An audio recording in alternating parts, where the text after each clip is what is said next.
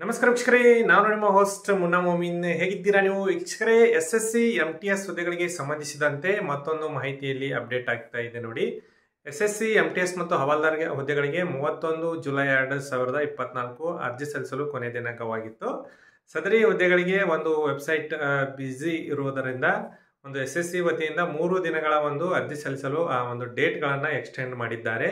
ಇನ್ನೂವರೆಗೆ ಯಾರು ಅರ್ಜಿಗಳನ್ನು ನೀವು ಸಲ್ಲಿಸಿಲ್ಲ ನೋಡಿ, ಈಗಲೇ ಹೋಗಿ ಆನ್ಲೈನ್ ವೆಬ್ಸೈಟ್ ಇನ್ನೂವರೆಗೆ 3ನೇ ತಾರೀಕಿನವರೆಗೆ ಸ್ಟಾರ್ಟ್ ಇರುತ್ತೆ.